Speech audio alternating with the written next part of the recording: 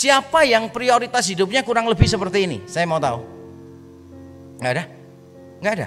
Oh ada beberapa. Kalau kita jujur ya, kalau hamba Tuhan biasanya gini. Allah, keluarga, pelayanan. Biasanya gitu. Hobi itu nomor 150-an. Kurang lebih begitulah. Kalau hamba Tuhan begitu. Hamba Tuhan itu ditanya hobinya apa gitu. Susah jawab ya hamba Tuhan. Hamba Tuhan jarang punya hobi. Jarang punya hobi.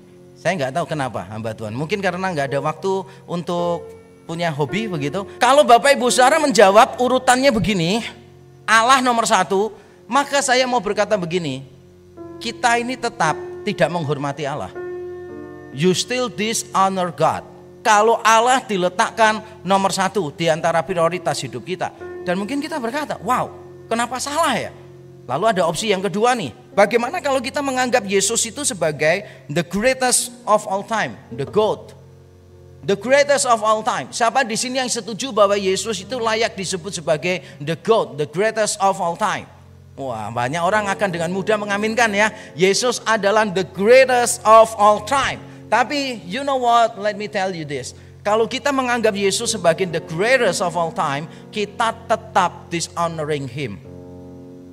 Kenapa kalau kita menempatkan Allah di atas, menempatkan Yesus sebagai the greatest, berarti itu cuma different degree. Padahal Yesus itu different kind, bukan different degree. Kalau different degree itu bukan Tuhan yang inginkan di situ. Tuhan inginkan kita meletakkan dia sebagai different kind dan tidak ada yang lain. Yang Tuhan inginkan itu bukan menjadi nomor 1, tetapi menjadi satu-satunya. Sehingga dengan kata lain saya mau berkata begini, putting Jesus in number 1 position is still an insult at Him. Kalau saudara menempatkan Yesus sebagai posisi yang paling pertama di dalam hidup saudara, the greatest of all time, tetap saudara menghina dia. Karena itu saudara sedang berkata begini, Yesus itu sama dengan yang lain, cuma dia lebih tinggi.